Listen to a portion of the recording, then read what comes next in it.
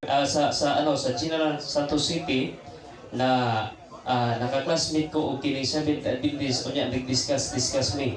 Tungod kay gamay ra kong kaalam sa Biblia, nadalahi ko sa Seventh Adventist. Tungod kay ang ako ang pagtanaw sa Seventh Adventist is true church.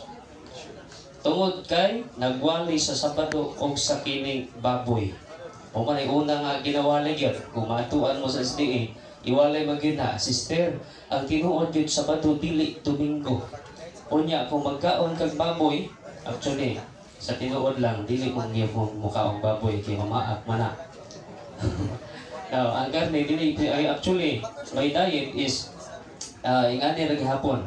Pero ingon nila nga nagkatoliko naman ka, mukhaon na kag baboy unya magbisyo na ka. Actually ang pagbalin sa Katoliko dili lisensya sa usa ka tawo para magbisyo-bisyo ka. Ayaw niya guna ang mga igsoon nga kini atong pagkatoliko usa ni kadula-dula, dili ni dula-dula. Kay kung dula-dulaan imong pag-alagad sa Ginoo basi madula-dula ra pud imong salvation. So nahimo ko nga kining dasig sa Seventh Adventist unya nag-eskwela ko og education, ako gibiyaan ang akong education. Kay gusto ko mosulod sa ministry. No, ministry wala namon wali. Unya nanasig ko ang ako ang gusto mahitabo sa kinabuhi, magkuyog-kuyog kog magwawali. May liman si Brother Amig na nagkuyog man og liman. Kuyog-kuyog ko mga pila to ka kuan kay gusto ko mupakli og Biblia kay bisan og born again ni wa ko ni pakli og Biblia. Okay, basta makasimba lang niya. Itudluan naman mi musimba. Bisag layo ang simbahan, itudluan namin. Pero wa mi pakli-pakli og Biblia. So mo to, nadasig ako kasing-kasing, muwali, niya musunod sa kanang magkuyog-kuyog sa liman, unya ning abot ang panahon niya na liman ko. No, certified na himo kitang liman, pero dili na panginambog. Okay, naiuban manggon, makita ta sa social media, maingon nga, bukiro ning bataan ni. Okay, di maginiliman, piki ni. No, ato lang experience ang ato kinabuhi. Unya, nahimo ta nga certified liman kay gusto bitaw mo kanabitaw muwali sa balay-balay. Ang nahitabo ana mga higala kung inyong tan-awon ang ministry nga ako ang giagihan. Gusto nako mabautismuhan tanan. Gani sa akong pagministeryo gikan sa pila ka mga bulan or niaging tuig 2023 unya naapo ko yung mga napaka-convert nga pastor. Last nako nga kining ministry dito sa Pakibato o sa kapastor mga igsoon lisod kayo sa sudlon. Pero pag sulod nako nagdebate mig tulo ka adlaw pagka Sabado na bautismuhan. Ingana ka-active ang ato ang ministry. Unya karon napuno ko sa kining bus. Kay tungod ang ilang tan-aw kung ang tao mo balhin sa Katoliko wala na salvation. Unya puros mga yawan-on ang tao. Kay ang ilang una-una pag naay revolto yawa ang ilang una-una kay ang Roman Catholic Church believe in holy tradition. Ang ilang una-una sa holy tradition is superstitious belief. Kaga kuan ba na superstitious belief? Ang tan-aw nila sa holy tradition is superstitious belief. Mo gali nga questionon ta nila diha sa ato ang cross. No, actually wala ako nadala. Unya questionon ta nila sa ato ang kanabitang parihaan pag hinumdum sa minatay or pagserbisyo sa minatay niya ato pang istorya-istoryahon. Kanya moingon silang nabuang man itawhanan ni kay mag-istorya-istorya og patay. Unya sa sige na ko og search mga igsoon, sige na ko og tan-aw sa mga debate, dito ko naka-design nga kung tinuod ang kining proof sa Roman Catholic Church, why not dili nato dawaton, no? Napagali ko i-post mga higala, ang ako ang post is accusing me of being wrong without evidence is just a matter of personal opinion not based on facts or truths. Dinawa dili. Kung i-prove nga mali ko, kami nga mga protestante, i-prove namo nga Roman Catholic Church dili tinuod o wrong ni nga church, maghatag ni og evidence. Pero kung wala ni mapakita nga evidence, no? Opinion lang to namo og dili base sa kamatuoran. Wala gyud na nako nga kung tinuod ning Roman Catholic Church Unya na ay proof of evidence kanang dili nato sa dawaton. So ako kita siyang gisulat diri. No, napuno di lang nako mapakli-pakli kay wala man tay kuan diri. Di na ko pakli-pakli pila ka mga libro. I think 19 books of the historical facts or kining standard references nga ginatawag. Unya pagdebate ni Father Darwin sa kay Ramil Parba usa ka incomplete ay Iglesia ni Cristo. Sorry for my word. No, kay ANC Manggon. No, pagdebate nila dito na po nakita perting luuya sa mubangga sa Roman Catholic Church mo nang kita pagtuon po ta. No, dili lang ato mga apologists magtuon kita po. Kay moabot bi ang panahon para sa ko pagministeryo pag musulod ko sa mga sa kaning balay sa Roman Catholic Church dali ra kayo sekwiyon. No? Kana na pagministeryo nako baga dili na nako maihap para akong napabautismuhan sa tinuod lang. Last na kong kining pagministeryo 135 ang akong napabautismuhan within 3 months. Ay nga na taga Dasig lang noon. Onya nganong nakatoliko man ta, no, kay ga atong gidawat mga higala. Ingon pagali si Kristo or ingon si Apostol Pablo mga higala diya sa Hebrew chapter 12 verse 2, looking to Jesus the founder and perfecter of our faith. No, si Kristo maong atong founder sa atong pagtuo. Unya ingon pa ni Apostol Pablo sa karon nga panahon akong nakita ingon diha sa 1 Corinthians 11:18 to 19, akong nakita nga nagkabahin-bahin kamo sama sa simbahan. Gani hinuon maayo kini mabuhat kay makita kaninyo kung kinsa gayud ang tinuod. So kung naay tinuod, naay piki. Kung naay ancient church, naapoy latest church. Kung kinsa man mga latest church, apila ang church nga atong pasakupan atong niagi. Gani musupak man sila karon kay makita man ta sa social media. No, akong challenge lang sila pagtuon mo para ma-prove ninyo ang inyong simbahan nga gipasakupan nga tinuod na.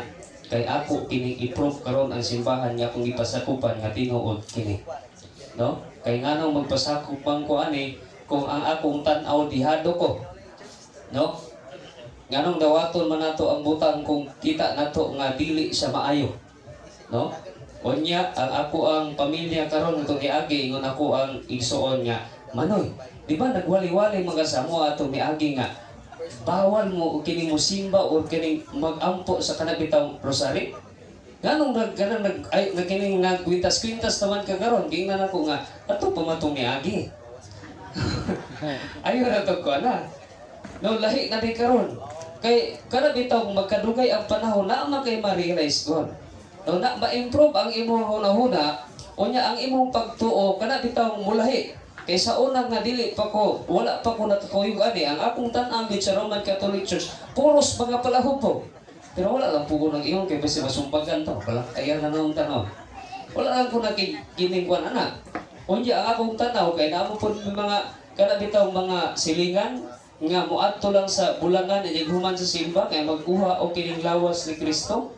Unya mo'y ilahang ipakaon daw sa manok para mo daog ang ilang manok. Akong tanaw, puros gid sila kuan. Pero pag sulod na ko sa Oasis of Love, panulog gid mo sa Oasis of Love, perting ituta kaayo. Pag sulod na ko sa Oasis of Love, perting daghana man di ay og Roman Catholic Church na ningkamot. No, na ningkamot unsa man lang gipaningkamutan. Dili kwarta ko dili ang karakter nga mao si Jesus Christ. No? Kanya dili man ako na makita dito sa gawas, dili ra man sa sulod. So panulod mo, wala pa mo kasulod. Unya, sa pagpadayon, kung si Kristo maong atong founder and perfecter of our faith, unsa may musunod? Jesus Christ is the founder of the church. Ingon pa ni Jesus Christ, Matthew 16:18, I will build my church. No? Unya, kini nga church, dili gid siya mapukan. Bisan ang kamatayon. Time lang ko sila. Kasi time ko ba? Okay ba siya maagtanda ni Unya? Unya, kining church nga gihimo ni Jesus Christ o gitukod niya, mao kining simbahana ang gisugo pod niya paglakaw kamo sa tibuok kalibutan ay kung ina nga ang Iglesia ni Cristo ang gisugo ni Cristo dito sa Jerusalem or ang Seventh Adventist. Ato galing pangitaon ang tinuod, ato siyang sayod-sayuron kung asa ang koneksyon. Kaya kung dili nato makita ang koneksyon, pareha ra guna sa tubig god. Mangita gani ka sa koneksyon sa tubig dito jud ka sa punuan. Asa man ka mo adto sa punuan o sa dili sa punuan? Sa punuan yun para may balaan mo nga ay dili nito na kunik ang ako ang kining tubig. Ingana po na ang atong pagtuo. Kaya kung dili nato i-search kung asa kini na-connect, actually dili pa man ko official pero ako ni siyang dawaton nga murag official ako, murag official pero hapit na ma-official kung naay baptism, ako siyang dawaton. Actually wala man ako gipugos si Stalwart. Ingon lang gibayaran ako, oy ayaw pag tumo-tumo. No? Kay wala ko gibayaran usa kini kakini bitang conversion nga kining gusto nako i-search or gusto nako makapot nga kamatuoran. Ingnan nako si Brother Stalwart nga gusto ko magtuon. Unya sa akong pagtuon among gitun-an ang kanabitang church father mga pope, isa una nga pope, makita nimo dito si Saint Peter. Hangtod sa atong panahon naay linyada. No? Dili parehas sa uban nga pastor karon walay linyada. Nakabasa lang og gining Biblia, nagtukod og simbahan kabina ang tinuod. Ana man nahitabo karon. Gani nagdebate ganihan, isulod ko sa debate sa kining TikTok, ilang gipamatud-an ang ilang simbahan yon. Nga sila ang tinuod pero ang ilang simbahan nagapamatuod nga kita gyud ang tinuod. Ingon pagalit sa ilang pasugo magasin. Onya, kung imong tun-an mga higala, ang tinuod nga Christian religion is the Roman Catholic Church. Ganong tinuod man nga religion. Ang uban di ay is dili sila religion, sikta na sila. Denomination. Ang word nga religion is lahi sa sikta o denomination. Nabali, mura ni sila og under pero dili ni sila tinuod. Kay ingon gali diha sa kaning libro, ang history sa Roman Catholic Church mao ang history sa Christianity. O walay lain nga nagkinibitaw nagwali gikan sa Jerusalem ang mga apostol hangtod sa kining diri sa Pilipinas. Ang pangutana, unsa nga religion ang gidala sa mga Espanyol diri sa Pilipinas? Roman Catholic Church, maglatin-latin pagali ito. Ingon pa ang ulula sa una, kami daw dili gyud mi makabasa og Biblia sa una. O para ingon sa ulula, kay di man pud magbasa og Biblia. Unya, ang pangutana kung ang religion nga nakaabot diri sa kining Pilipinas mao Roman Catholic Church dito sa Spaniard, unsa man nga religion ang niabot mao ang Roman Catholic Church. Ang pangutana, kinsa man ang makapamatuod nga ang maayong balita nakaabot dito sa kining Spain mao si Apostol Pablo. Ingon ni Apostol Pablo, kung ako masayop diha sa unang Korinto ba na siya, o kung masayop nga naa sa journey padulong sa Spain. Gani, nagingon sa kuha, gi-experience sa kuha nga isa sa sumusunod ni Apostol Pablo ang nakaabot gyud sa Spain. Unya, mao kini ang giwali sa tibuok kalibutan. Mo na nga ayo na mo pamalhin. Kay kung mamalhin mo nalupigan ta sa uban nga pagtuo. Nga naman, kay kung mubalhin ta unya wala nato gitun-an, no, mura ra ta o kana bitawng ato lang ning isgutan ning luto, no? Nga nakadaog ka sa luto pero wala nimo gi-claim perting sayanga. Ingani pod ni, no, dili nato ipareha sa luto, ang example lang na siya. No, example lang na siya. Pareha kini mga higala, ang salvation dili ni mapalit. O dili po ni makita bisan asa. Mao galing ingon si Apostol Pablo sa 1 Timothy chapter 3 verse 15 nga the church is the pillar and foundations of truth. Ngano nahimo man siyang pillar and foundation tungod kay ang church mao ang nagpalaganap sa maayong balita. Ay kung ina nga dili ang simbahan ang nagpalaganap, unya dili ang simbahan ang nagcanonize. Sa SDE pa ko mangigala, sa pagkasulod ako sa SDE, wala ko natudloan kung kinsa ang nag-compile sa Bible. Unya, wala po ko natudloan kay sa una katong dili po ko SDE, kabigon man ka sa Sabado o sa kining pagkaon. Unya, pagsulod nimo dito sa SDE, dili man katuganan kung kinsa ang founder.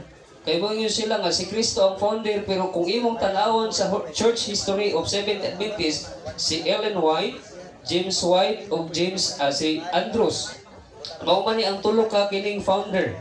So ang pangutana kung kini founder sa Seventh Adventist, so asa man kamo sunod?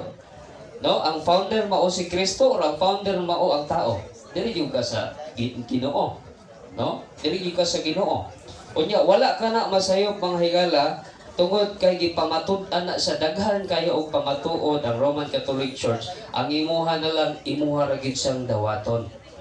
Kay kung dili nimo dawaton, useless ang tanang ebidensya kung ang usa ka tawo perting gahiya maparihata ni Parao. Unsa may nahitabo ni Parao? No, unsa may nahitabo kay Parao? Si Parao ginaingnan ni Moses nga pagawso na ang katawhan sa Dios. Pero sa nahitabo siya nagpagahi sa kasing-kasing. So kung kinsa man ang makadungog ini social media man na or mga katawhan nga naa diri, kung dili niyo dawaton ang pagpamatuod sa Roman Catholic Church pasi mapariha ni Parao nga nagpagahi sa kasing-kasing. So dili ra guro kutob o may gawi ka natutanan.